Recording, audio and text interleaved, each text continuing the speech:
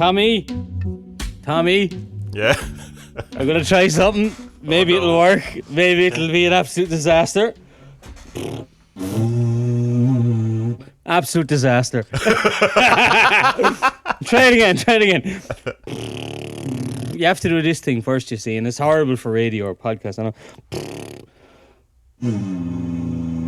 Nah, it's awful. I got a didgeridoo, and I'm fucking it up here. Okay, Rolf Harris, keep going. I was able to do this earlier. Of course, stage fright. No, it's awful. The thing to do is that when just do it one more time, and then I'll edit in a perfect didgeridoo.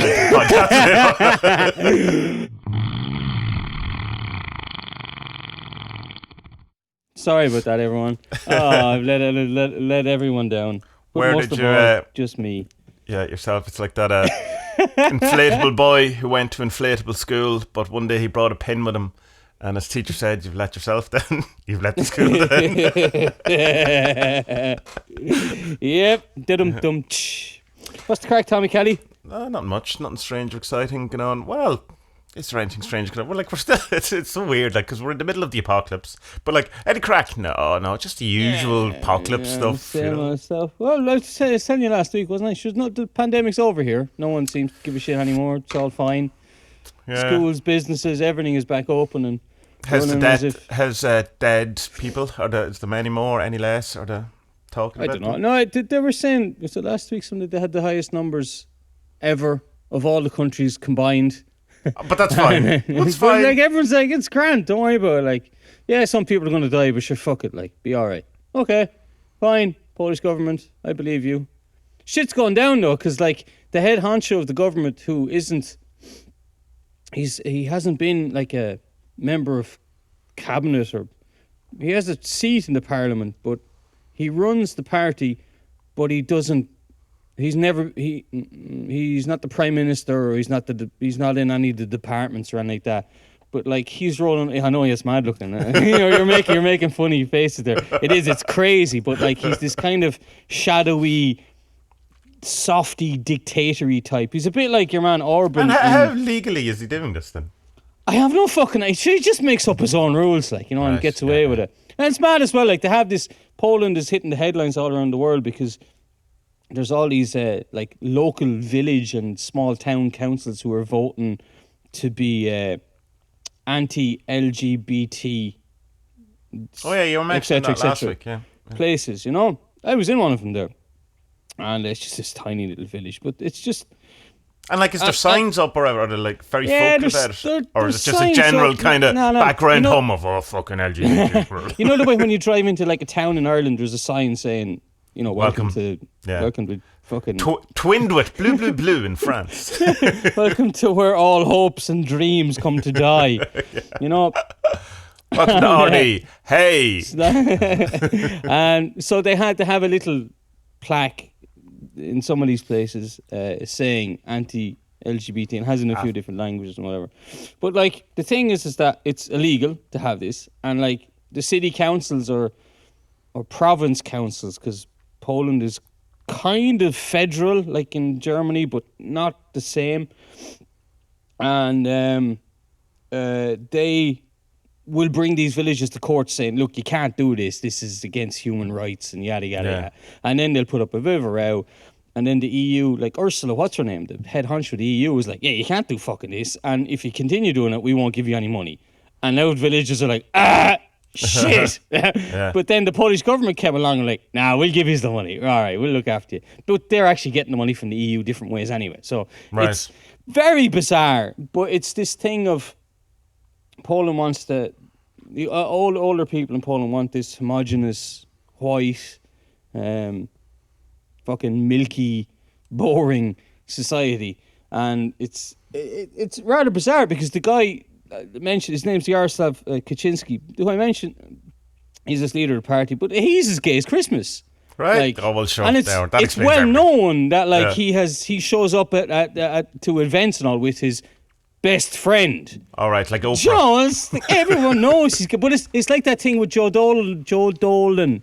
years ago when we were kids, he was, I can't say his fucking surname. It's the one surname in Ireland I really struggle to say properly. Dolan. Really?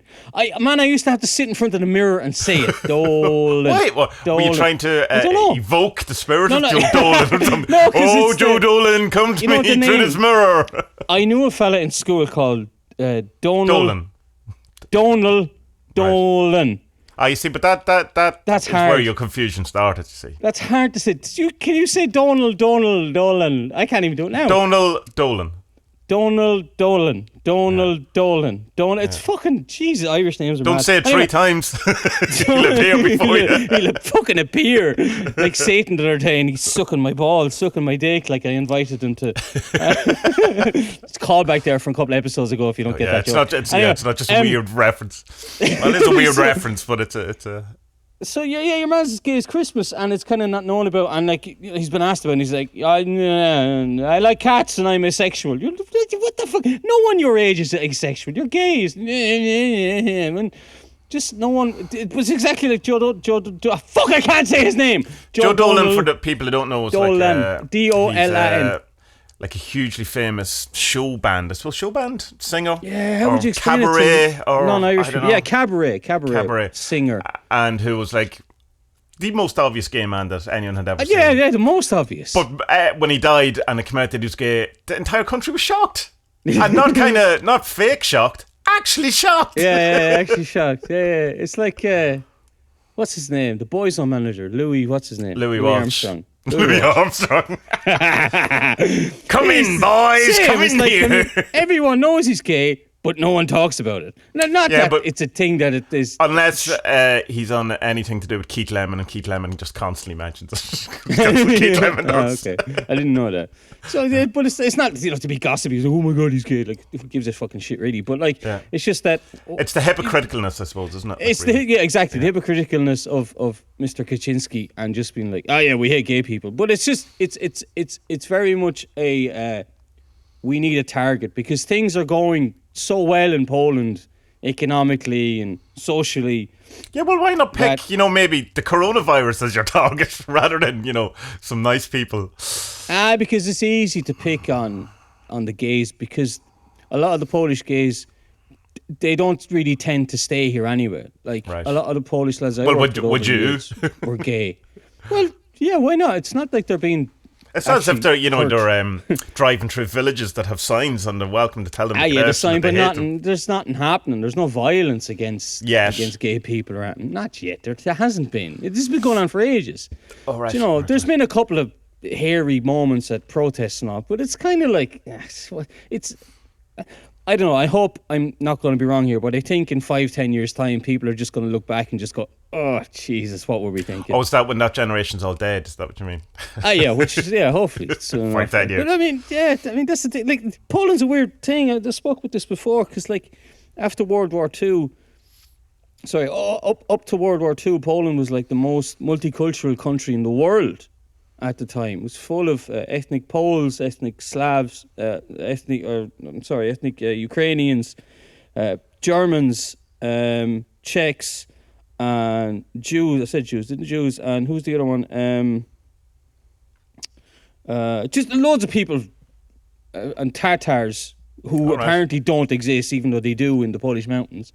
And then after World War II, they were like, yeah, shit. Let's not have lots of people. Let's just have white people, and that way there won't be any wars. And I was like, yeah, that's. Well, it has worked, I suppose, but no, it's not. It's just not the way to have your country, because like there's loads of people coming to Poland now because it's become successful, and okay, no one's going to come here and get rich, but like there's loads of jobs and stuff, and it's a fairly free country, and it's fine, like. And it's the general kind of. Like, are the people that you talk to day kind of xenophobic, racist, homophobic, in the kind of way that a lot of Irish people are? Like, there's that background joke that isn't a joke. I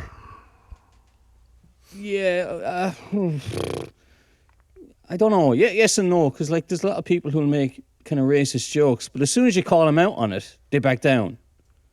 Do you know?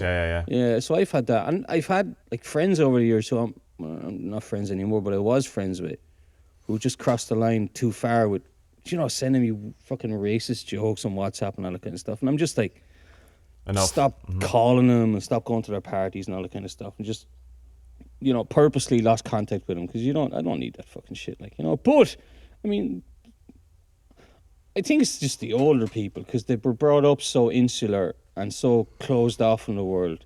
But like people who come back from living abroad, like their eyes are totally open and they're just like, yeah, I don't care. I'm just happy to be home and I worked abroad for 10 years doing 5 jobs and now I own 5 apartments and I live off that. It's like, okay, cool. Yeah. So I don't know. I think it's definitely moving forward. I just think that we're always moving forward. This is such a fucking horrible thing to say. Moving forward at the end of the day. What's that mean?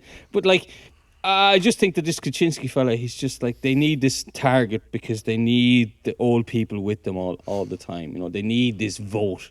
I don't know, man. I think everything. I'm just a bit more hopeful than say the likes of Kingsley and Opdyke, I presume, and Chapman. Okay, Chapman isn't. You put me straight on that. Straight. Yeah. And but like. I have to be. What's the opposite of pessimistic? Optimistic. Yeah, but there's a third way. There's a third way, which is neither optimistic or pessimistic, which is the all-encompassing, and just see it as the way it is. Yeah, it is the way it is. But I think I don't think it's as bad as say the media make it out. But I don't think so. Yeah, but that's because that's deciding on the pessimism side. Yeah, exactly. And kind of, I think the idea of being, I don't know, overtly pessimistic or overtly positive is kind of missing the point, because you're still doing that whole back to that Buddhist idea of seeing the world, it's not the way I want it to be, and that's why I feel bad. Whereas if you just see the world for what it is, neither be pessimistic, like don't see it for terrible, don't pretend it's not what it is. And because we think we have a kind of a tendency that, well, given that some people are more kind of have a proclivity towards pessimism or optimism, I certainly have towards pessimism, but if you could just see it for what it is, rather than doing the media thing of the pessimism thing or the new age thing of the the too positive thing, the gratuitously positive thing, because you're setting yourself up for falls in many of those things, in those ways. And it also means that you're never allowed to actually talk about something. Because I've met certain things. Because I was talking to Finesse about this recently during the week. I'm saying about debt and about how we're as the Magia kind of teacher, like we're all condemned people, we're all going to get sick, died, the entire world's going to fall apart.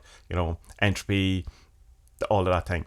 But to even mention that, you're going, oh, stop being so depressing. And you're going, I didn't come up with this. This is just what's happening. There's no way this is not happening. We don't get out of this. Like, it's not kind of, I'm not jinxing it or any of these things. But we have and she was going, well, she was kind of going, well, so what's the point of thinking about it, or whatever. And so, well, the point of thinking about it is that when someone actually dies, or there's some tragic thing, like say someone's parents die when they're quite young and all that, we have no kind of social context to deal with that, because we're not allowed to talk about it. And so when it happens, people are just kind of left in a kind of a, in a field on their own, because, we've never been allowed to talk about that. We're not allowed to talk about grieving. We're not allowed to talk about all these kinds of negative. And what happens, you're on your own. Sorry about that. Here's a handshake, pat on the back. Yeah, good luck. I don't know though. I always kind of had the opinion that Ireland's fairly good at death. Well, rural Ireland anyway. Well, it's good at the wake and having a party and around that. But it's like, it's not good. It's still, did you see your man at his mother's funeral? He started crying, oh, what a wimp. And you go, I've definitely heard that. Do people I cried at everyone's funeral. I wasn't all I used to cry at strangers' funerals. I've heard good people, intelligent people say things like, when someone cried at the mother's funeral, that he was embarrassed and made a fool of himself. What the fuck? Yeah. So, I mean, you have that kind of thing.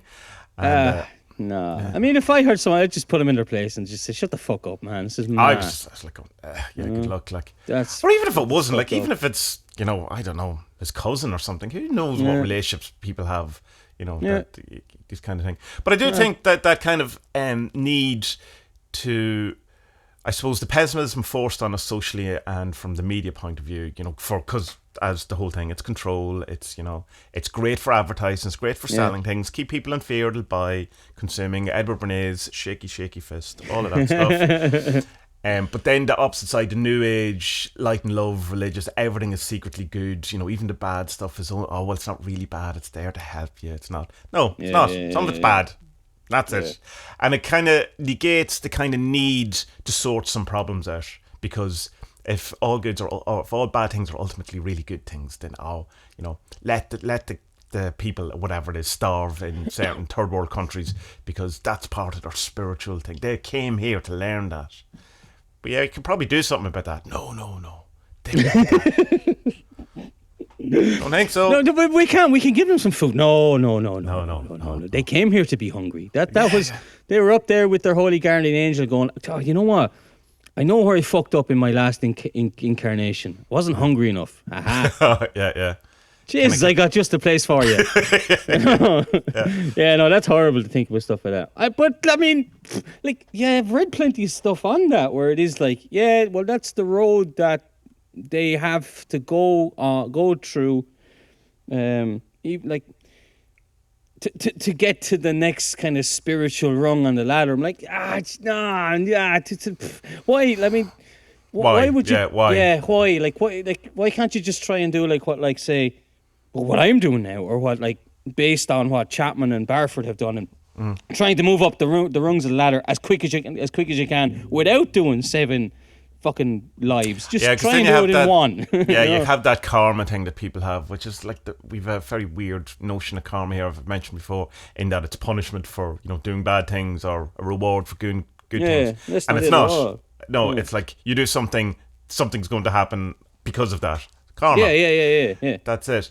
But the karma then thing is that it's sad. It's come back to the victim blaming thing we've talked about before, where we're trying to point at something bad as if it's people's fault, karma, or they're an arsehole, or they did something wrong, or they ate wrong if to get cancer, or whatever it is the thing, so that it won't happen to me.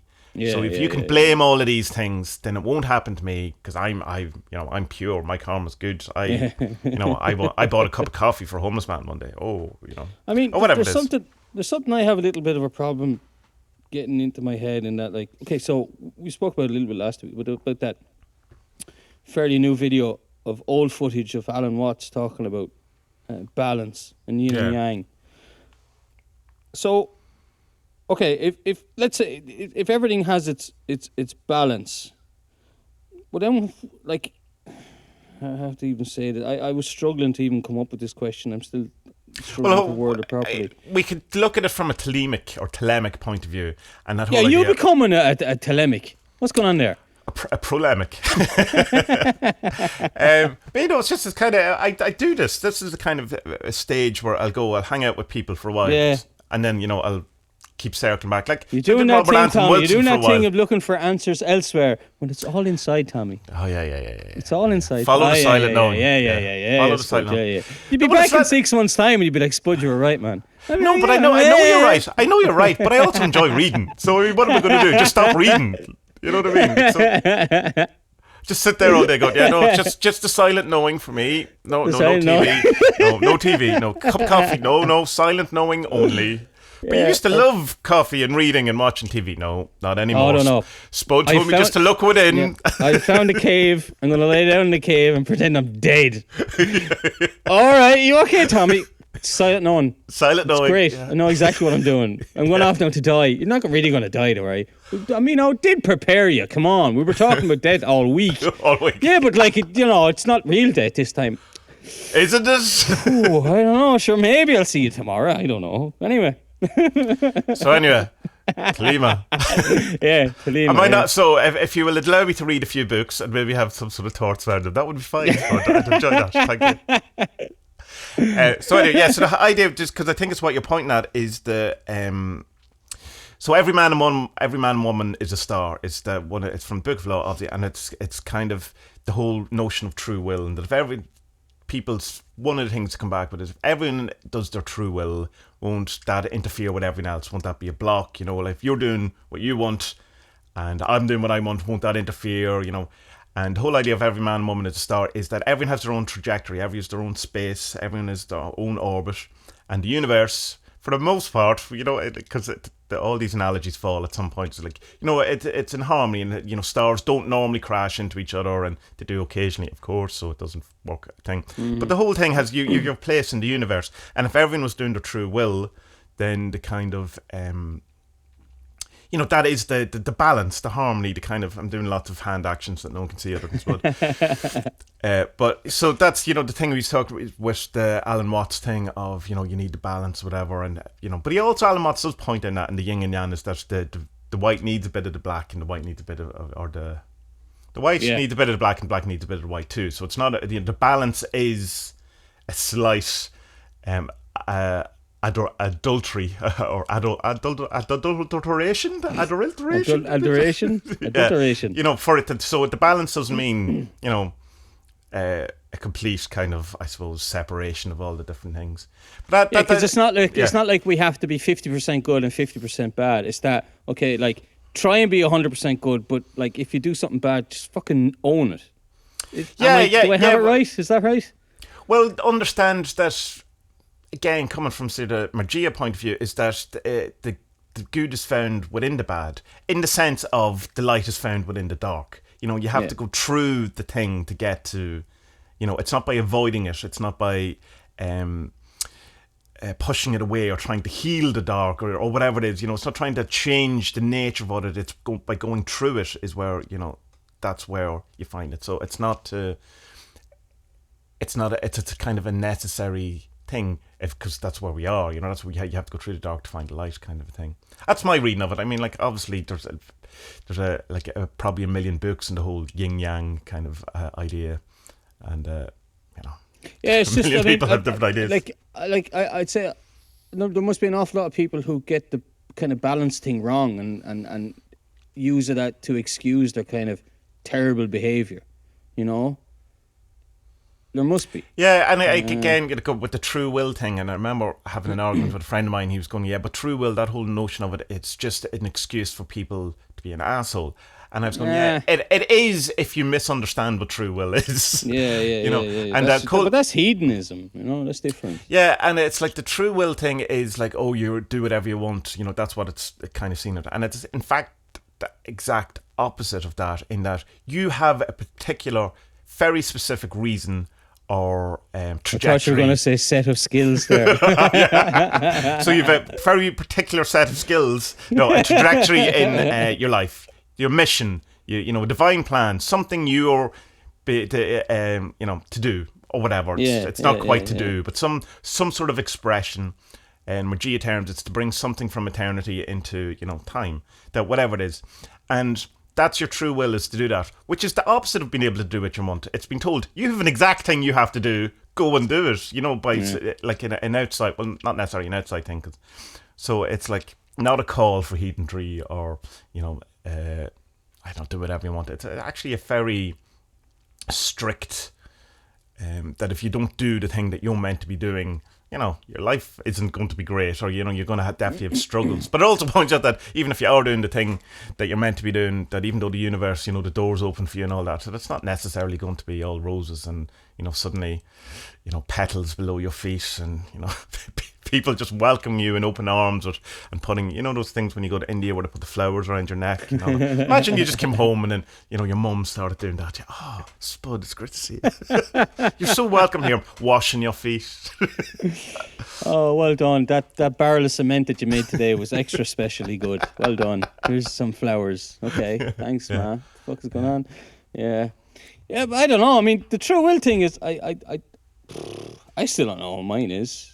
I might know, but I'm not 100% sure. Yeah, but are you looking for true will as my true will is to be a carpenter, or is that kind of like your notion of it? Because I mean, I don't know. That might be right, but I assume true will is more, in a sense, to use a terrible word, energetic than that. You know, that it's more an expression. My thing is to express myself in a certain way or whatever, rather than being a physical thing. I don't know. That's my kind of view in it. That my true will is to be creative, say, rather than a comic artist or something. It could come out in any number of ways. Yeah. But I have something that I have to express. I see. I hadn't really thought about it like that. Right. Yeah, I was thinking more of what's the what's the? See, I had thought that maybe like this Minerva thing has taken that form because she was the Roman deity for arts, crafts, poetry, and this defensive war thing. So it's like, okay, they speak to me, so I must try and kind of honor those paths and become shit hot at defensive wars. So I'm learning to build trenches at the moment. You know, I know something about trenches in that if you have to build them, especially they have to have 2 turns, I think, or even 3 turns going into them, so that if someone lobs a grenade down to them, there's less chances of the grenade getting all the way down to the bottom. Because if there's only 2 turns, it just needs to bounce off one wall, and then it'll kill all the lads down there. So I have been doing the research. If anyone needs me to build a home trench, I'm happy to fly anywhere in the world. I have shovel, will travel, and. No, but I mean that's the kind of way I saw it. But like I have been meditating and working on this and trying to do tarot and trying to talk to her about it, and just wasn't getting anything. Just nothing was speaking to me. Just going, okay, I'll plod along doing what I like. I like doing the carving. I like doing the short stories. I'm just gonna continue doing it because I like doing them anyway. And then like when we went off on holidays there down the country, like you know what happened. I don't have to tell the listeners really. It's not that big of a deal, but like. Certain things happened down there where it was like, aha, there we go. She's making herself known this way. So I was just being too fucking eager asking because I'm like that. I want to know the answer straight away. And you know that, our listeners know that. Like as soon as I get an idea and I want to do something, I get the books about it, I read up on it, and I nerd out on it, and I know it, and then move on. But like, just have to be a bit patient. But like, I mean, I don't know. I don't know. I still don't know what it is. I mean. Probably it's just to teach or help people, and okay, that's cool. But like, I don't want to be a doctor, like, because the first thing you think of is, I help people. I'll be a doctor, you know. Yeah, but that's immediately because that's what you think it should be, you know. Yeah. Like I have to, my true will is to obviously be the greatest human being that ever existed ever in every form, and just give of myself completely, so people will put flowers around my neck. But then it turns into a noose. But it's like I don't know. I mean, it's certainly like I feel I've found my true will. Like, but it's more abstract than something I could probably explain. In that I can feel a sense of being a conduit for something to come from one place to another, and and I mean it's that thing, you might be successful in it or whatever, or it might be seem a success from outside or whatever, but like, who are we to know on cosmological scale what kind of impact anyone is having on any kind of thing? Because I remember years ago, and it always struck me, is that I had a conversation with someone very briefly over a cup of coffee. They said something to me, can't even remember the full conversation, some problem they were having, and I said something to them, being genuine, trying my best to help or whatever. And then years later, from a friend, I heard that that person had told my friend that had been one of the massively changing points in their entire life, and everything sorted out. And you don't even remember what you said. I don't even remember. Yeah, and it wasn't. So I mean, what I was kind of going, in 2 ways. One, you have no idea the positive impact you're having on people, or have had on people. Yeah. You have no idea the negative impact you've had on people. Because say a different day, and I was hungover and I hated the world, and I was going through whatever phase, listening to Richard Dawkins or something, whatever it was. But Christopher Hitchens, I really wanted to argue with everything because I thought it was like super intelligent or something. And that said something, I just kind of poo-pooed it, or dismissed it or whatever. And I'd have a completely different experience. Either way, I probably don't remember the conversation because it's not about me. But why would I remember it? Yeah. No, it's mad. I had a thing the other day because I've been trying these Magia bindings. But not really doing them in a meditative way, like the proper way. But I was walking down the street to collect the young lads the other day, and I was doing that old Spud thing in my head, just having arguments with the world, Yeah, I love that. That's one of my favourite jobs. Yeah, I don't like doing it, but I used to do it a lot, I'm a lot happier than I am, than I ever used to be. But I do find myself falling into these little traps every now and again. And I was just fighting with the world in my head. And I said, no, you know what? I can do a quick binding on this. Say, right, what's the story here? What is the reason I'm doing this? And I was like, okay, I'm annoyed with people. I hate people. And it was that simple. I was like, you know what? I don't hate people. I fucking love people. Yeah. I'd love to be in the middle of the center of attention now and people adoring me. And it just cheered me up straight away. I was like, I don't hate people. People are deadly. What am I doing? Do you know? And I just carried on. And that was it. It was over. As quick as that. Do you know what I mean? Yeah. Because it was something that I picked on you had written about in one of the Discords about the binding and that. It's very easy to overcomplicate them. Yeah.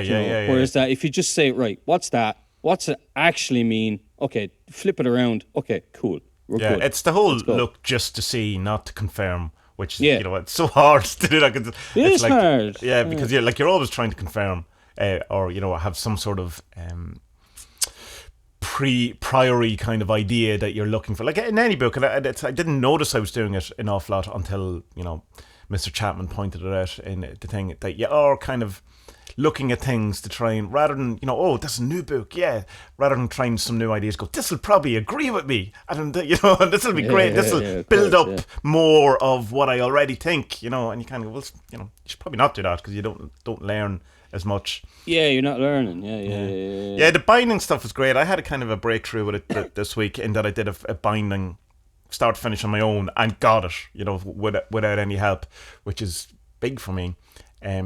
But it was coming out of, you know, talking to Alan and him just, you know, going, because I was explaining what I'm doing and he's just going like, yeah, like that's not it. It's not it.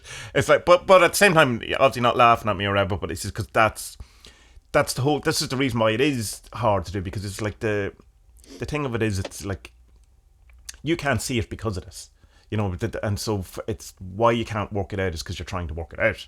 And he's just saying, just take it really, really simple. The whole point of it, like, draw it out, stick figures, and just look at it. That's it.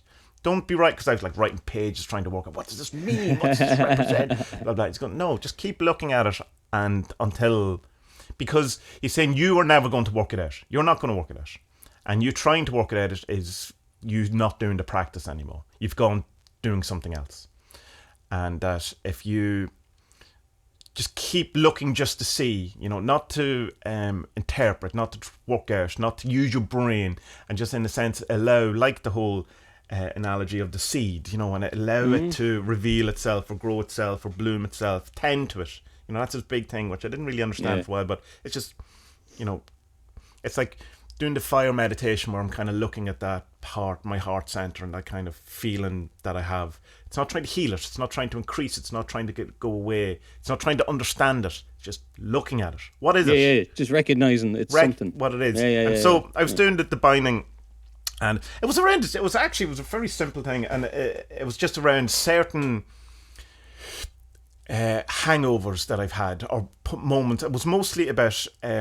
It started off with being, you know, when you've drank all night and then you wake up and it's like 6 o'clock and it's dark and it's, you know, you've wasted the day or something like that. So there's a couple of things around that it didn't kind of seem, but they seemed very significant because I mean, I've had a million hangovers, but there's like 5 or 6 of them in particular that I seem to, you know, stay or come into my mind a bit more or whatever.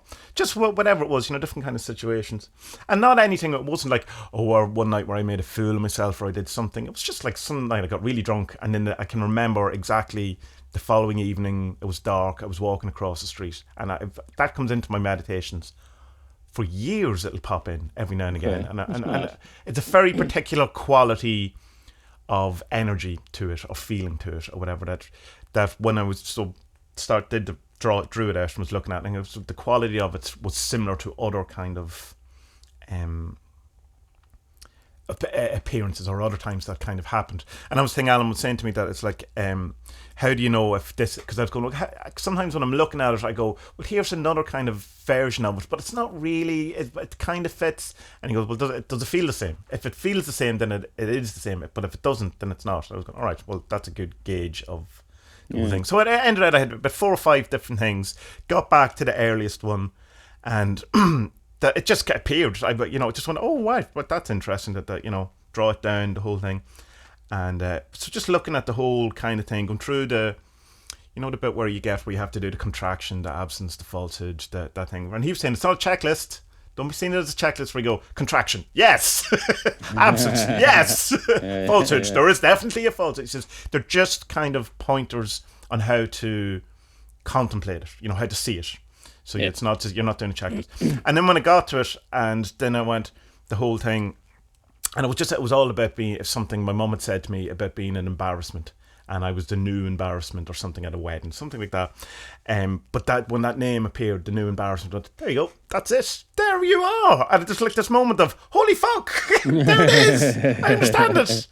And it's, you know, and it's... Kill it! Kill it now! Well, the binding of it is getting its real name, but also seeing, and this is the weird thing, because I know intellectually, because he said it, that when you see that everyone is playing the same role in it, I've got that seems unlikely that everyone is playing, you know, the same role, because they can't be. And then there's that point where I go, holy fuck, everyone is playing the exact same role in there, even in surprising ways, like kind of where it would start, they'd play the role, then I'd play the role, and then the same drama, it would switch back and forth, and it's very odd, but it's immediately, you know, you have it, there's a sense to it that you just go, oh well, there it is, there's no question if that's what it is. And I went to bed and I was like, kind of happy, and I woke up the next morning going, and then, but then obviously it doesn't sustain. It's not. Do you think, Tommie, that these? Do you think, Tommie, that these finding these binding moments? Do you think they eventually lead to enlightenment, or is that something different? I don't know. Because that's a question I have. I know Alan has said that he has removed all his shadows, but I think that happened after his awakening experiences. Like, fucking vampire. What the fuck is going on there? Like, you know? I'd love to know what his wife thinks. yeah, all your shadows on it. Yeah, every one of them. That's it. I'd say it will definitely. See, I don't even know what awakening is. So I mean, I can't tell you, because it's definitely not more of something. You know, it's just it's not more awareness. But it's definitely makes you understand yourself and your life and better. And being that, I suppose the whole thing, the microcosm is the macrocosm, and you know, the small is found in the large, and all of this kind of thing, that in a sense, with you doing the binding, you're also binding a greater thing. You know, it's part of the recapitulation of the entire thing. Yeah, that makes so the sense, small action is the big act, is part of the big egg. So so to answer your question from that, yes, it would, but not probably in the way we think it does. You know, that kind of way. It's true doing that, but it's not a result of doing that. Yeah. It's bizarre for me, because like I on one level I kind of feel like I need to kind of slow it down a little bit, because I'm charging into it a little too fast. Because like I wrote to you one there a couple of weeks ago about our kind of relationship with time. That was a breakthrough. I had one the other night, was just sitting on the laptop. I had been sitting with Aga watching telly, and then I came back, moved down to the laptop, was typing something, and next thing, boom, got hit by a fucking freight train, and went, idiot! I've been doing this all my life. What am I doing? And I went, and I went, okay, right. The train thing's mad, isn't it? Because it feels like a train. It just feels like boom. Yeah. You get a smack in the head, and you're like, okay, I've been doing that. I'm not going to do that anymore. But they're happening, and I'm just like, okay, shit, slow down. I want to get this Daniel Ingram book read before, do you know? Because that fucking costs a lot of money. So I want to read that first. But like the Kingsley stuff now that you and Beanot have turned me on to, that's a different way of looking at enlightenment that isn't this kind of Eastern thing. And I know it's the Western stuff. Yeah, that, Kingsley like, is definitely a Western-centric view of whatever it is, a traditional lineage or whatever. Awakening or something. And his big kind of point, or his big kind of thing, is that we feel, or we've allowed ourselves to be fooled into believing that the Western civilization is a mistake rather than something that equally had a spiritual origin, in the way that we look at the East as definitely having a spirit, you know, the Eastern civilization having a spiritual kind of reason or origin or momentum to it. But in the West we see it as a kind of a deterioration, a moving away from it, or a destruction of it, or something. But where his point would be, no, there's a spiritual reason for this was put into motion deliberately Yeah. In the way that, you know, we view Native American spirituality, whatever, like that, it has it's a proper spiritual heritage, whereas ours is a profane. And so he's saying no.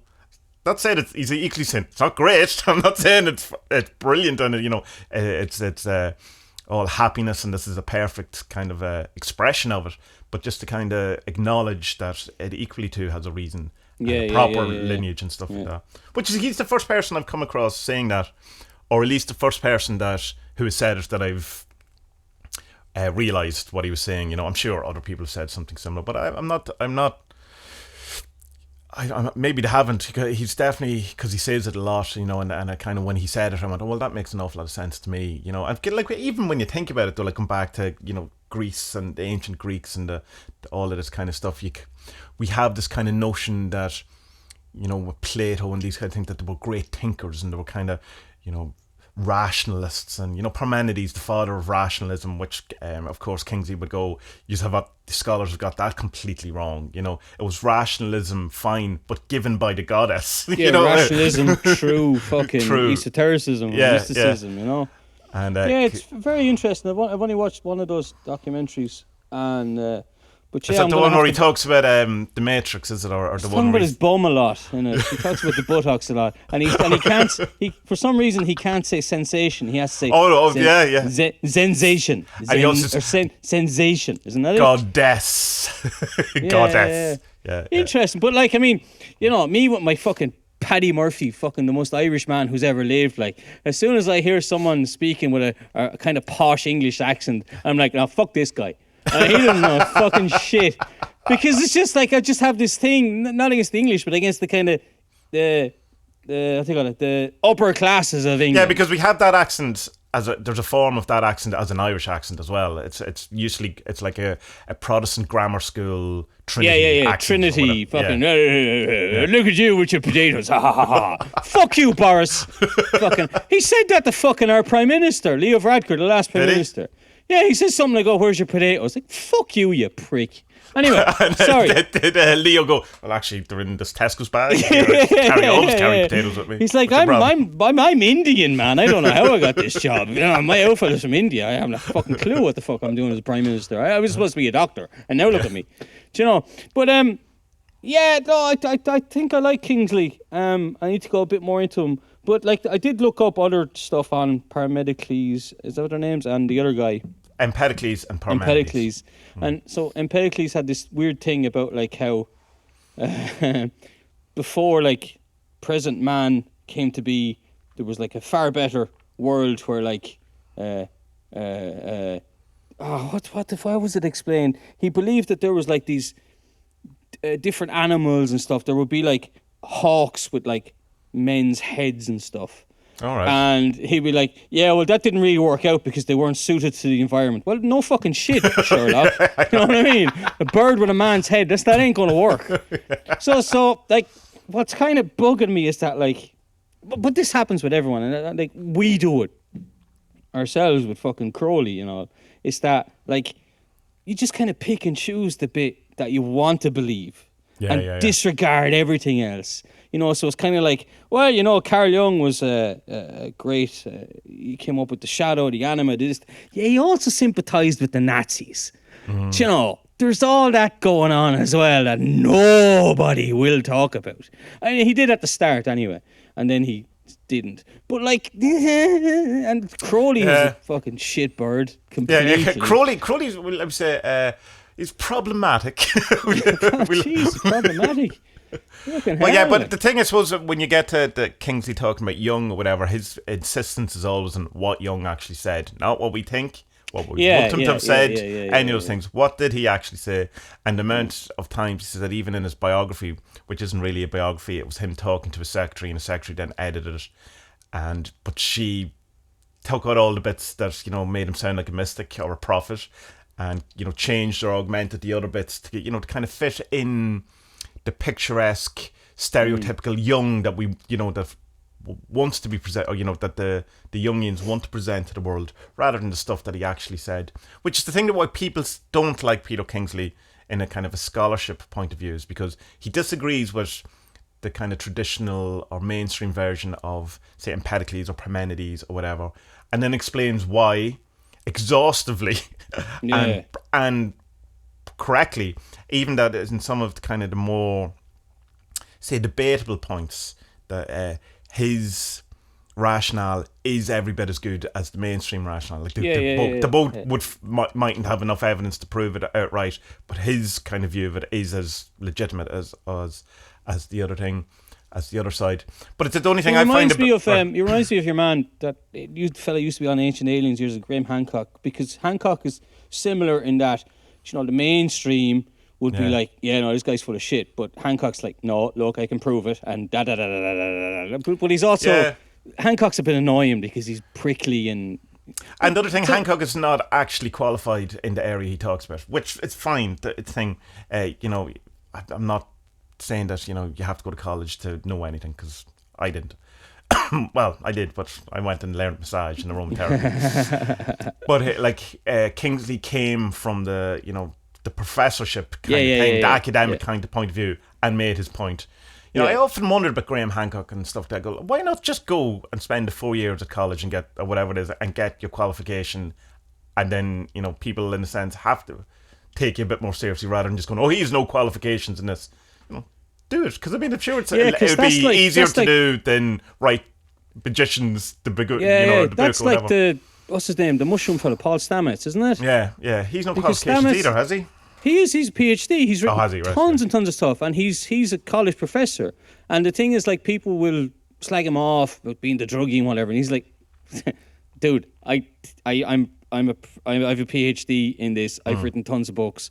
I know what I'm doing. And that's the kind of opposite argument to Hancock, is that, like, okay, he has the letters behind his name, so he can back it up. Whereas, like, people won't take Hancock seriously, even though they should, because they feel that he should have the letters behind his name, kind of thing. But then you have Rupert Sheldrake, who equally came from the academic side. He's a tenured professor, as far as I know, or was up until recently. He's retired, and he's dismissed equally as Hancock. But that is that kind of that catch-22 thing of where people go, no real scientist is investigating this. Well, Rupert Sheldrake's a real scientist. No, he's not, because he's investigating this type of stuff. Then you go, you can't win that one. Yeah, it's hard, but like obviously I'm gonna have to buy Kingsley's books now and good luck, because they're not cheap either. They're Daniel Ingram level prices. Yeah. I think Catafalque is 80 quid or something. I know, I'm buying that. I'm buying that. There's a new version of reality. There's a new version of reality. That's it's only he's sending everyone to Book Depository to buy that, and I don't want to fucking spend money with those fuckers anymore. Yeah, because I remember when Catafalque came out, he was selling it through his website, and I emailed him and goes, it's cheaper on Book Depository, but I'd rather you get the money. And he just replied to me. I assume he replied to me, and went, just get a Book Depository. I was going like, okay, I'm trying to help you here. It's gonna, The reason why I think it was him, because when there was a friend of mine, and he was downloading one of the videos from the website, and he did it on his phone, and you've only 3 attempts, that kind of thing, and it turned out you can't download it on your phone. So he rings up the hotline number or whatever to talk to whoever's going to help him, and Peter Kingsley answers the phone. Oh yeah, and he says it was definitely him, because it sounds like him. He's the same kind of slow speech, whatever. So it's obviously a one-man show. Not enough of them on the internet at all. There's very little. There's on loads YouTube. of them on the internet. You just have to pay for it. That's the thing. Like, because he has hours and hours of talks, and a couple of videos. I got them all at some point, and I think you have them now. It's just maybe. Bizarre it's just bizarre that there's someone of that kind of ilk, whatever, who isn't kind of, maybe doesn't need to do all the self-promotion. I think he gets them taken down, I would say, because I know when I was doing the study group on A Story Waiting to Pierce You, I got a kind but to the point thing of going, you can't do this. Right. We're not telling you not to do it. We're only pointing out that this is, something that you shouldn't be doing. So I assume he, if stuff goes up, he'd be on the ball pretty quick. Although you do see the PDF knocking around of his first book a lot. So it's on Scribd and all these different places. So in the dodgy section of Scribd. Interesting that as well, because like to come up with what he has about those Empedocles and Param and whatever. Parmenides. Fuck them with their stupid names. With Paddy and Shawn, right? Yeah, Paddy and Emma. I mean, so like it's just fragments of 2,500-year-old poems, and to come up with books based. Yeah, but it's on, not like, it's not just him doing that. But that's of course. It's like that's mainstream academia. Also look at the same fragments and have come up with their accepted. What's a little bit uncomfortable for me, and I don't know where this comes from, is that like when you hear people talking about the Western esoteric systems or movements and all this stuff, and it always dates back to the Greeks, right? Yeah. Is that a little bit racist? I don't know. Explain. Why do you think that? Well, because you're just like going, okay, so like it's the Greeks who we have to thank for everything. But like, hold on, lads. What about the Celts? And what about but I think before remember that? And when people mention the ancient Greeks, like say Empedocles was from Turkey and he lived in Italy. So it's not that, it's like, it's kind of the kind of Greco world rather. It's like, I suppose, looking back and saying the Western civilization and how much that encompasses, say, America, UK, France, Spain, all of these type of things going into how then that affected, India, say, in the English. But then this means that, like, say, like, okay, so if you're only looking at that sphere, the Greco world, right? So then, like, you can just say, well, the ruins, they can fuck off. But that is what we've done, though. This is the kind of the point, is that Western civilization as it stands comes from the likes of, say, Empedocles and Parmenides and rationality and all of these things. And we have disowned and demonized Celtic. We don't have any of the philosophy of the Celtic stuff ingrained and used in the Western thing, in our Western type thing. And we don't have, like, elements of druidry. We don't, though. But not in the way that we do have the Greek stuff. So, like, the Greek is definitely the birth of the Western ideals or viewpoint or opinion or whatever. The pendulum that was created by these guys is still the pendulum we are in now. Whereas the kind of stuff, even around Norse stuff, doesn't creep in as much, or the Celtic stuff or anything like that. But we're aware of it, but it's kind of, we know better than them. That was kind of old superstition, or that wasn't, that's rather what I mean. than incorporating into ourselves. That's what I mean then. Like, is this whole, just looking at that, is that like to dismiss everything? Should we dismiss everything? Or can we say, well, maybe there is a Celtic way of being spiritual as well? Well, now, I'm not saying Wiccan, because we all know Wiccan is bullshit. You said it. Right. Well, it is. It was created in 1946 by Gerald Gordon. Well, yeah. Well, it's not this bullshit. It's just that it's not the pagan religion. It's not the old religion. That's it's not it's not what the actual pagans were doing. Like, we can guess that they were not even guess, make fairly educated and good guesses at, like, okay, so this is the Feast of Lunasa. This was when Lou he had his party, like St. Patrick's Day or whatever, But, like, what about Dagda? Sure, Dagda is like the good god. He was the best god. And when was his day? No one has a fucking clue. Do you know? Also, even, like, I saw it on the Discord, someone mentioned, like, Happy Mubab. Mabon. Whatever the fuck. I was like, what the fuck is that? Like, and then I looked it up. It's a Welsh Celtic thing. And I was like, they're not proper Celts anyway, so it doesn't matter. I know, I'm only messing. But, like, I mean, come on, man. I'm Paddy Murphy. I know not all this stuff, but I know lots about this stuff. Yeah. And I'd never heard of this thing. Never even once heard about this. Like, I know Sound, Hound, or Halloween next month. I don't know this other one. Sam Hain, you mean? Sam Hain. And it's like, how do I not know this thing? Like, how is this? Is it's not a new thing, obviously, but it's just something. Yeah, but that, equally, you could go like, being that the Western civilization is so entrenched in Greek, you didn't know Empedocles or Parmenides till 3 weeks ago either. Oh no, I hadn't a fucking clue, never heard. So of I mean, it's like. But Socrates, Plato, yada yada, you know them. Yeah. I know your point. I see what you're going. Yeah, I don't know. I mean, obviously, I don't know. But at the back of everything, at the beginning and the origin of all of these things, I'm pretty certain you could go, is this kind of a bit racist? The answer will be 95% yes. Pretty sure. Yeah. If you have a slight inkling something is racist, it probably fucking is. Like, if not now, definitely was at some point. Yeah, because, like, I'd be afraid that, like, you know, because you imagine in like 20 or 30 years' time, there was like, oh no, well, we have to go with the Empedocles teaching on this because he was a white Greco Sicilian. Like, no, why? No, we don't have to do that. We don't have to. Can we not just all kind of like each other and get along, kind of thing? Like, no, let's fight to the death. Ah, Jesus.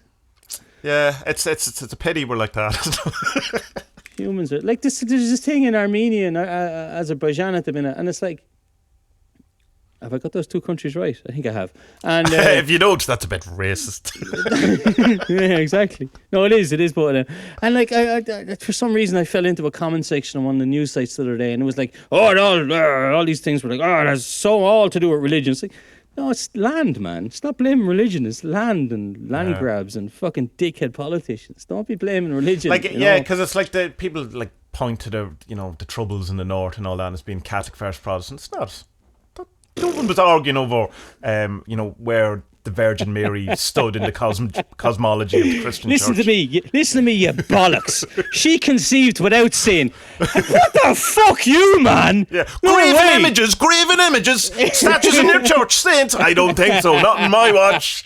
Yeah, well, you see, you don't even believe that the bread is consecrated as the true body of our Lord and Savior Jesus Christ.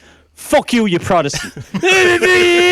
No, it's a symbol. It's a symbol of the consecration. It's not the actual body. Shoot that bastard. Yeah, that was basically during the 80s what was going on RTE. In Ireland, yeah. On our political programmes. Yeah, but I mean, like, you can point and go, yes, there were two different religions. Well, they weren't. They were the same religion, two different sects of the same religion. Yeah. And it certainly wasn't a religious argument.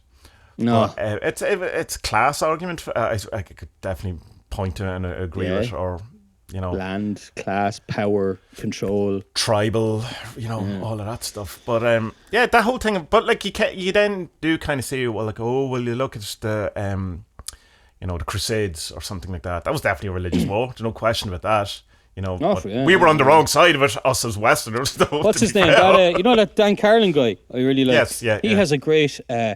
He's a series on I think it's a series of a couple of episodes about the Celtic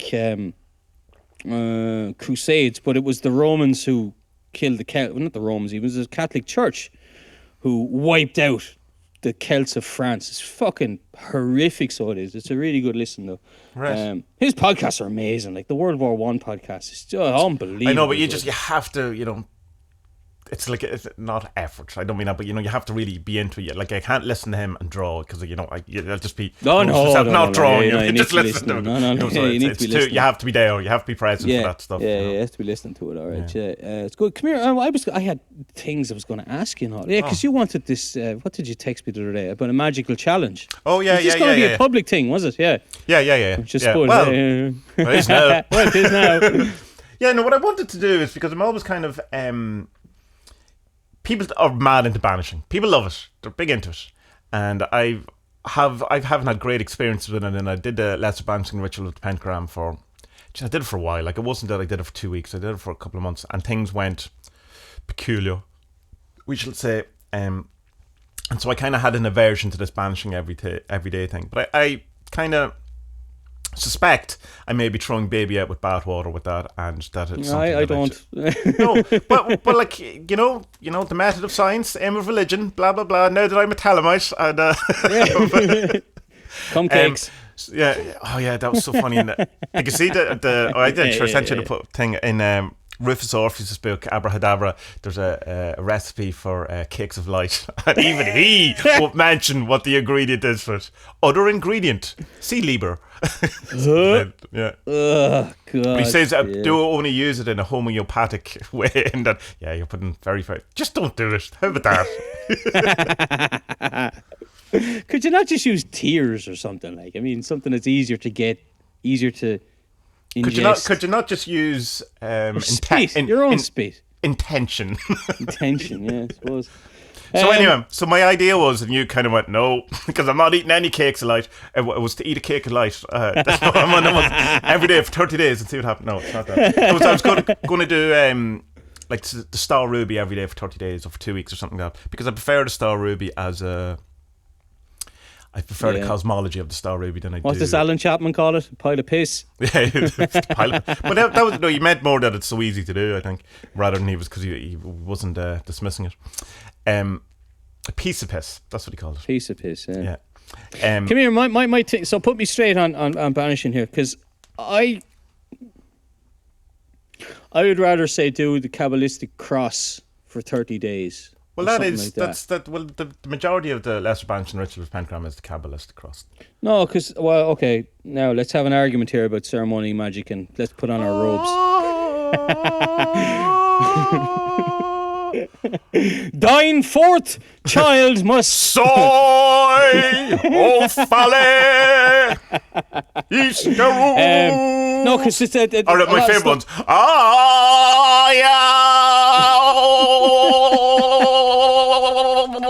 His face is going red, dear listeners. I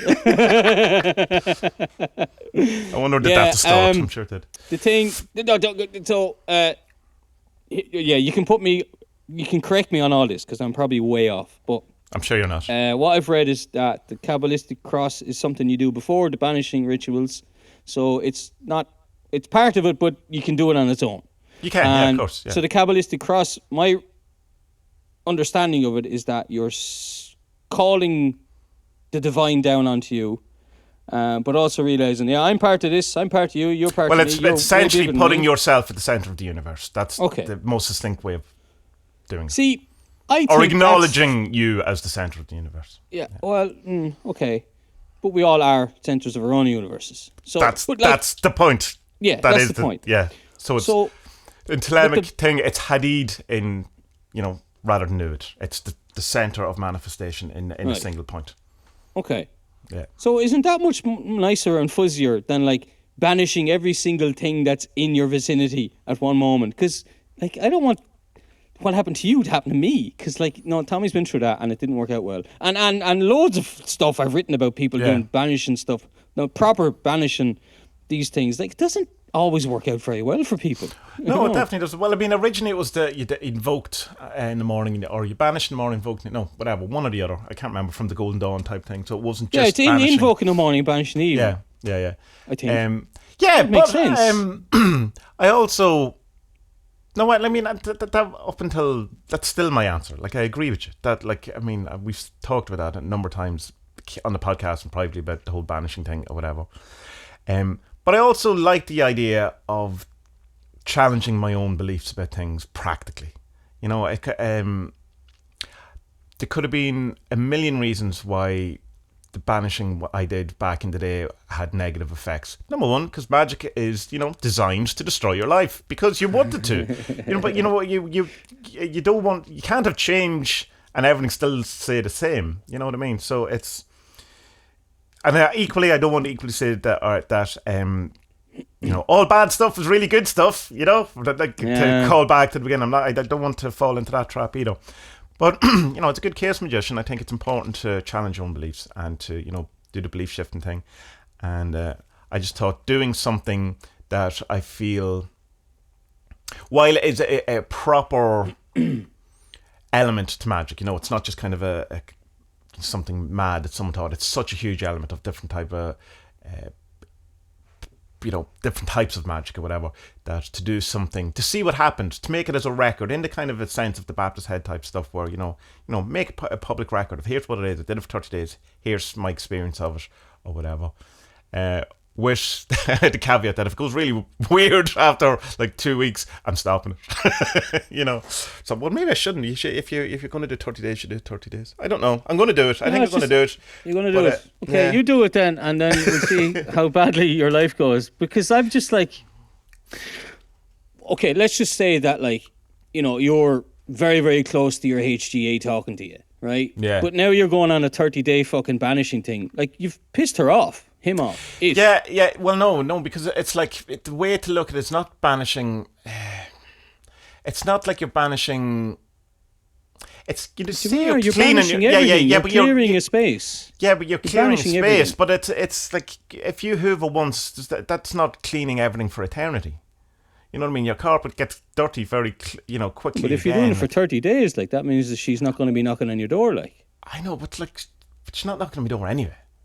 Know what You I mean? don't know, and who man. Well, yeah, I don't. But I also equally don't know that the reason why she's not knocking on my door is because I've surrounded myself with such dross and such, the planet card in the No, fourth okay, servants. fair What's in enough. your orbit? What do you what do you surround yourself? What are the things that are blocking you from seeing the world as it really is? In my Morpheus impression, a terrible Morpheus impression. Welcome to the world of the real. I don't know. I'm willing to try. And do it. And why not? I'm not. I can't see. I was going to say I can't see things getting much worse out of it. But what if it gets better? Let's not have the let's not do the pessimism team. Let's not do the optimism team. I can't help but feel that we would be better. I would be better to rather call in the good, and rather than just being like, everything, get out of here. Yeah, but I mean, part of the Star Ruby is calling in the good, and part of the Lesser Bankston ritual is surrounding yourself with, the elements and the archangels. You know what I mean? It's like, that's why, in a sense, I suppose only doing half of the Lesser Bankston ritual with pentagram is because you're literally, you're emptying a thing and not replacing anything. So it's at the end of the Star Ruby, like, you're surrounding yourself with the good guys, and you're filling the space again with something. It's not a vacuum. You're not exactly trying to I suppose, in a sense, make a neutral ground. Even if that's how it's kind of presented. You do a banishing before, to make neutral ground. But you certainly, you're calling in the Lesser Banishing Ritual Pentagram, you're calling in, the 4 archangels. And, you're surrounding yourself with protecting pentagrams, and, they're connecting, and you're basically turning yourself into a sphere of power and all this kind of stuff. So it's not fuck off everyone, it's fuck off everyone and come here, big guys. Come here. That's thing. I don't know. I see, it's hard for me to disagree with your points because I agree with all your points. But I'm trying to challenge myself in them, in trying to, I don't know, check to make sure that I'm not just apprehensive or biased towards something like this because of one experience I had, given that my life wasn't particularly brilliant anyway. There was a lot of stuff that probably needed to be cleared out. You know what I mean? You can kind of go... You can see this. Sometimes you need to leave all your social circles to realize which ones you want to keep. Of course. So that's my approach to it. That's kind of my thoughts around it. But I keep a proper record of it, and thing. But I don't know. I suggested to you because I know you have done none of that stuff, and so I thought it might be a fun type thing to do. No, you know what? I've done the Kabbalistic cross a fair few times. I like that one. No, I do like that one because I see it as just a positive energy thing rather than, getting the 4 bodyguards of the apocalypse to look after me. Because I'm like, well, I don't need that. I don't think I need that. What about maybe doing the middle pillar? Because that's the middle pillar is a good one too. Yeah. No, I like that one. Your man's voice is funny though. No, but I like the meditation of the middle pillar for sure. And there's one really good one that Damien Eccles had, which is some based on something like that as well. Is that you do the Kabbalistic cross first, and then you imagine a white ball above you and a dark one below you, and the dark one is your baggage and etc., your ego, all the shit you need to work on basically, and then the one above you is the divine one, and then what I would do is I would imagine myself. I was sitting up in the cross leg thing, that bit, and I would take the black ball and the white ball and I'd put them together, and then when you pull them apart, the black one becomes less black, so it turns grey, and eventually you got to make both of them white, and then that's basically the meditation, and then you just bliss out after that. It's great. Nice. I've done that a good bit. So secret ceremonial fucking magician here, When do your robes arrive? Or have you your robes already? I have a really, really cool red bathrobe, man. I look like Hugh Hefner. It's amazing. Cigar and all. I wanted to tell you about my astral projection. Oh, man. Yes. So this was mad. On the Friday or Saturday night, I'd had a couple of beers. Not many, 3, I think 4. No, 4. Which is nothing for an Irish person. Oh, Jesus Christ. Breakfast. That's essentially what you would drink before you go to the pub. Well, yeah, of course. And so, yeah, a couple of beers, and I think I've been watching BoJack, the end of BoJack, and which is great. I know it's so miserable and depressing. It's just the perfect fucking cartoon. But yeah, so I watched the end of that, and I went upstairs to bed, and it's this mental experience. It was just like I got into bed, and I didn't even. I don't even feel like I fell asleep, because as soon as my head hit the pillow, I felt like she grabbed me by the shoulders and just pulled me up into the heavens. Minerva, no, not Aga. Aga wasn't horny after her 2 shandies, you know. And she was holding me by the shoulders, and I felt like I was in this kind of landscape, a bit like Tron. There's all these lines intersecting all across, as far as I could see. And she was behind me and whispering in my ear, ask him, what was it? Ask him what you need to ask him. And I was like, who? And next thing, this... Oh, was it kind of like, say it to him now. Say it to his face. Yeah, say it to his face, right? So next thing, this kind of dude appeared beside me, like really close beside me. Like I went kind of like that. And he looked like he was this hideously ugly looking fucking freak. And it was... How to explain what he looked like? Do you remember the old Android robot logo? The green one? Yeah. Yeah, so it looked something like that, but like deformed and just fucked up. Really fucked up. And I was like, I don't like to look at him. Like a kind of deformed Teletubby type thing. Lala or something. Yeah. But like just kind of like gurgling and dribbling and shit. I was like, what the fuck is this? Like, I don't like this. Like I said to Minerva, I don't like this. I want that, Ted. I want that. Right? Yeah. And she was like, no, you have to ask him what you need to ask him. I was like, I don't know what I want to ask him. I don't want to talk to him. And she said again, you have to ask him what you need to ask him. And then I looked at him and I went, who the fuck are you? And he was, you don't need to know my name. Right? And I went, no, I do. I'm Spud. You know who I am. Who the fuck are you? And he just, and he dematerialized. He was gone. Right. I was like, right. And I turned to her and I said, that was a test, wasn't it? And she said, yeah. I was like, okay, fine. And then I walked on a bit, and then there was like in the tarot cards, there's a blue and a black and a white pillar. Yeah. And there was an altar the high between priestess. it. Yeah. And it was weird because, like, I told you about that Ted Andrews book, the Magic. Oh Jesus, what's the name of it? I've been recommending it to everyone. I can't remember the name of it now. My mind's gone blank. I think it's the Magic Kabbalah, or Simplified Magic Kabbalah. I think that's the name of it. Ted Andrews, I need to look it up.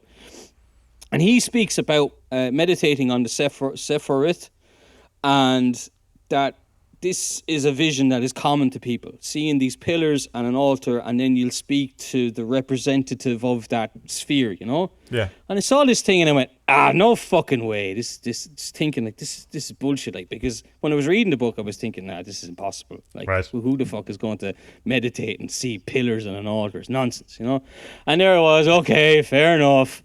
So I walked up to it, and as I got closer, there was this guy he had this amazing, beautiful blonde hair. Ooh. You know, like this big fucking Thor motherfucker, you know? Sexy bastard from behind, you know? Long grey cloak. And as I got up to him, he turned around and he looked a bit like there's a character in Lord of the Rings, and I never know his name. He was killed in the 3rd film. It's not a spoiler, he's not a main character, don't worry.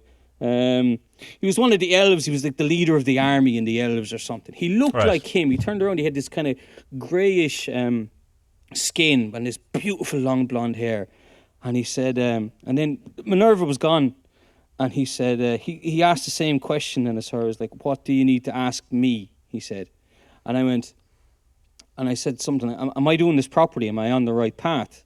And he says, yeah, you are. But you need to let go of yourself more. I was like, okay. And I was like, so what do you mean? And he said, it's you just need to surrender control of it more and let yourself go with it. I was like, okay, right, okay. And then I woke up then the next morning. Right. And I think that's most of it I put together. And then on Saturday night, then I kind of had another thing with her as well. I had a meditation. I was saying, look, what did he mean here? and I could hear her shouting, let go.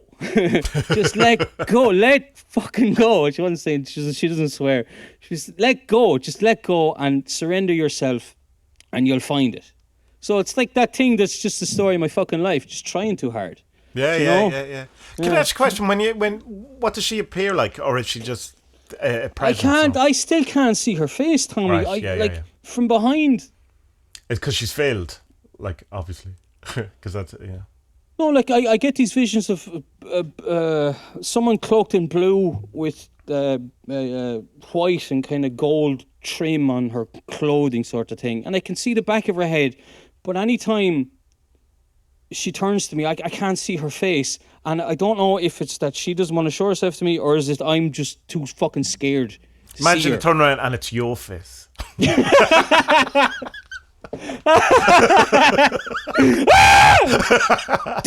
I want that, Ted! You're not my angel, you're a demon. So it's weird and like, yeah, I have asked her to show her face to me, but then I know that like, kind of as she turns, I'll kind of come out of the dream or the meditation or whatever. Because I think I'm not ready. I think I've built it up too much now that I'm kind of freaking myself out about it, you know. But like, it was so strange that it happened so quickly because I've not been trying to do astral projection or I've not been.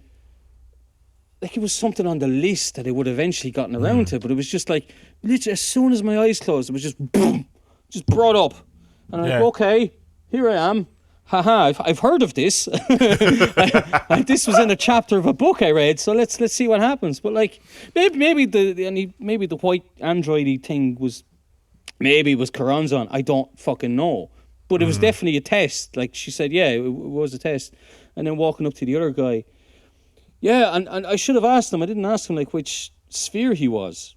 Well, what colour was he? Grey. Well, so you can work grey. by Yes, the attributes. grey with blonde hair. Yeah. He had a grey cloak and kind of greyish skin as well. So yeah, I will look that up. And actually. gold. So grey and gold. I mean, obviously by his hair, like so. So there you are. I don't know. It's weird, man. It's fucking.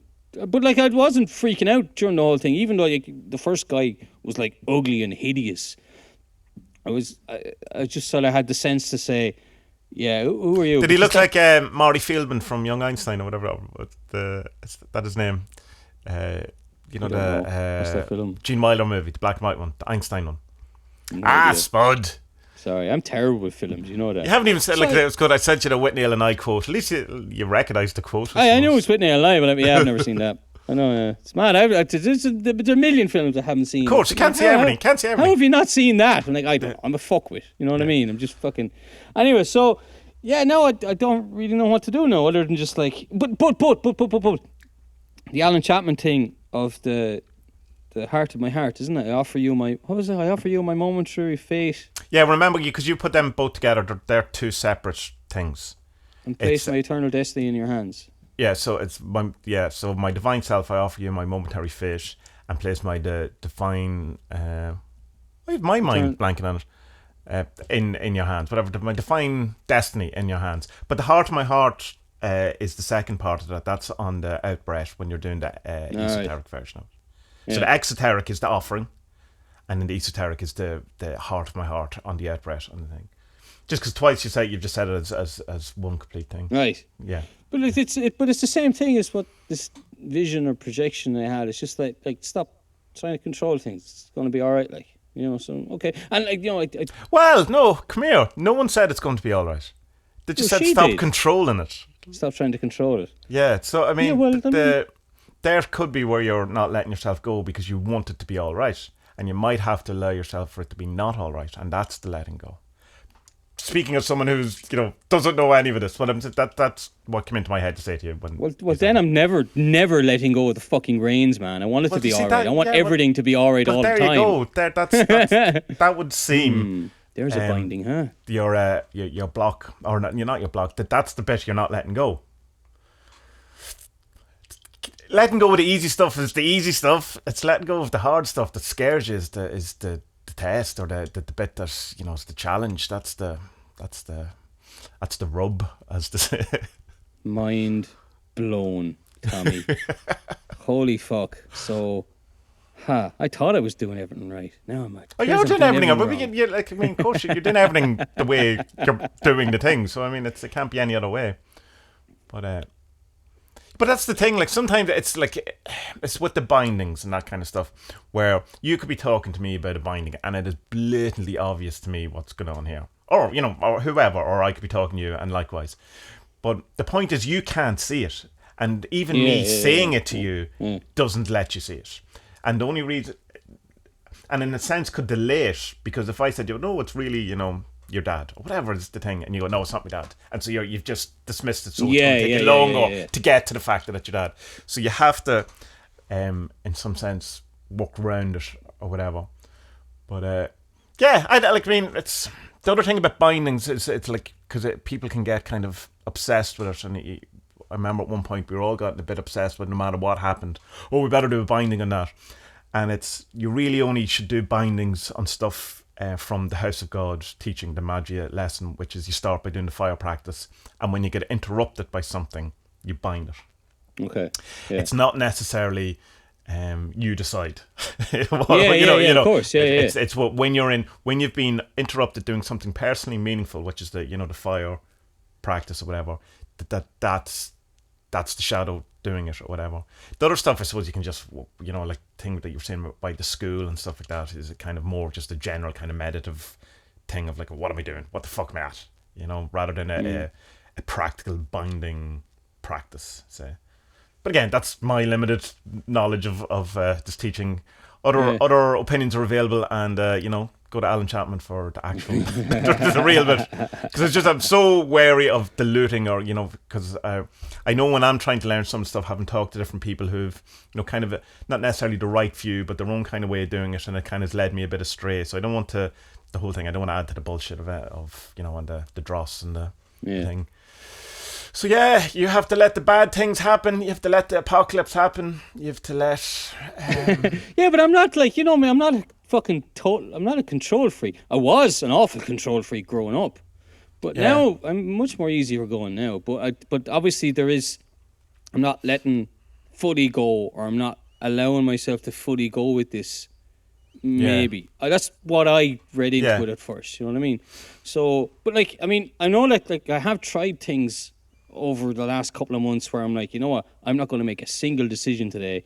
I'm going to ask people questions, and I'm just going to do what they kind of tell me to do. Right.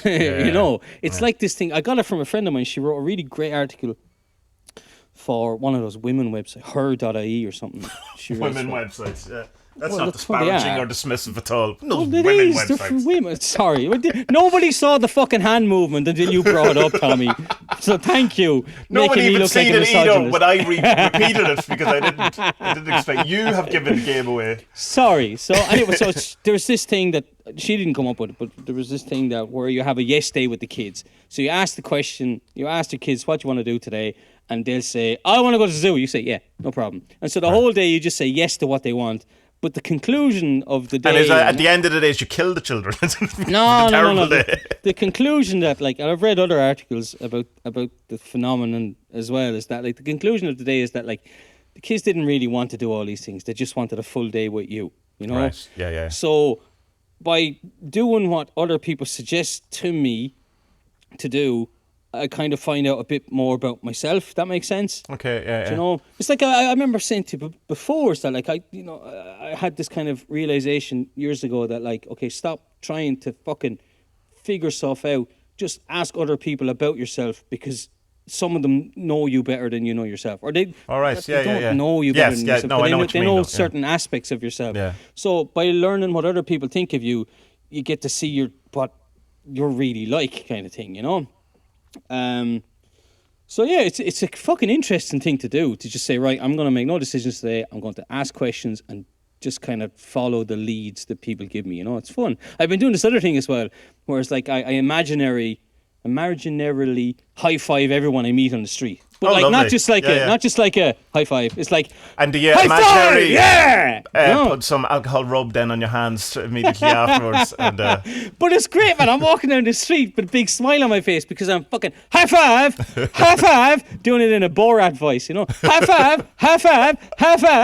five, everyone. And it's just like, yeah, walking out to the kindergarten, walking in with a big smiley head on me while everyone else is like, kids. And then I just high five the hottest fucking girl I've ever seen in my life, except for my wife, obviously.